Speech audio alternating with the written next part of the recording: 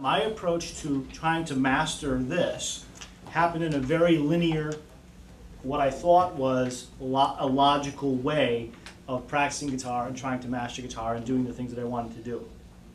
Okay? So let's go through the process of what you probably think makes perfect common sense, and then I'm going to show you how it's not so effective.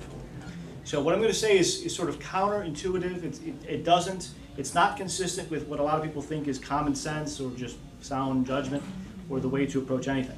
Okay? Most of us try to get ourselves to think in a very logical way and take a step-by-step process. Okay? We approach musicianship or music or playing guitar like you know, some toy that we have to assemble for our kids, where there's step 1 and step 2 and step 3 and step 4. Right? And we know that we can't, when we're assembling a toy or a swing set in the backyard, we can't do step 4 before we've done step 1, 2, and 3. Right? There's going to be problems if you skip those steps. And what we do is we try to take that same philosophy and apply it to guitar playing. And it doesn't work very well. I mean, it can work, but it takes a really long time. Okay? So mastering your guitar and building a swing set ain't the same thing. Okay? And the process is very different, or should be very different, if you want to get more results in a much shorter time. Okay?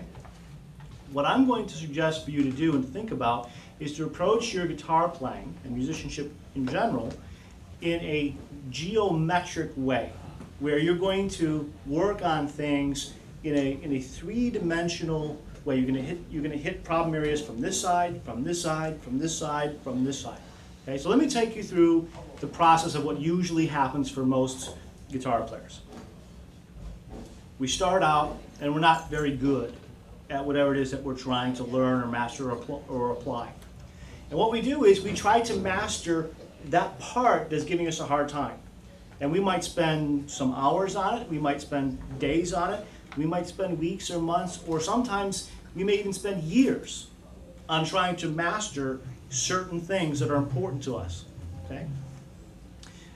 And anything that's really challenging is going to take a long time, right? I mean, you know from personal experience, you're not going to usually master things in an hour or two. It could take, you know, weeks, months, years, whatever.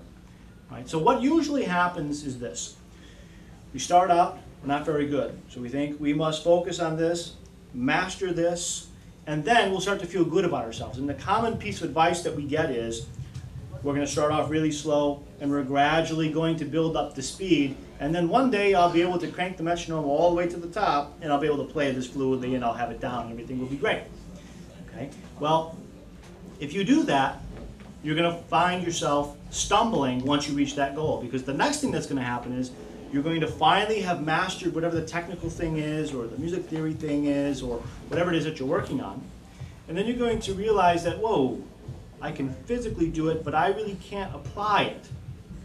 So I might be able to burn up and down this lick, or this phrase, or this arpeggio, or whatever, or play this cool solo, but as soon as it comes time for me to get on my guitar and sit in this chair right here, and I'm going to play some chords for you, and I'm going to say, okay, take what you can do, take what you've now finally spent the last 2 years mastering, or the last 4 months mastering, and play it with me and apply it in this context, in this key, over these chords.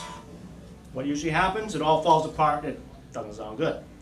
Okay? And what happens, what the worst part is that we, who are no longer beginners, because we've now climbed this mountain and achieved this goal, we feel like beginners. We're so frustrated because we've worked so hard to be able to do something, but now we're stuck on something that seems seemingly simple, like actually using it. Very, very common. And although you may not be a beginner, you can certainly feel like one when you can't apply something that you know. And I know that many of you, probably all of you, have been there. I've certainly been there thousands of times with various things over the 22 years of my guitar playing. Okay, so what do we do next?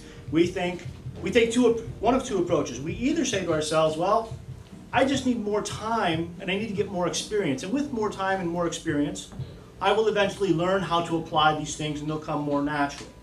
That's one approach. The other approach, the better one, would be to actually practice applying all the things that we know into some type of musical context. Okay? So let's assume you take the second path And remember, we've already completed the first path in our linear thinking here of I'm going to master this technique or whatever it is in isolation, and then I'm going to now apply it. Now we've come this far, and it could be months or years later, or at least weeks later. Then the next step, or the next stumbling block, is you realize that, okay, I got it down, I can play it, I know where to use it, but I can't integrate it with the other skills that I have.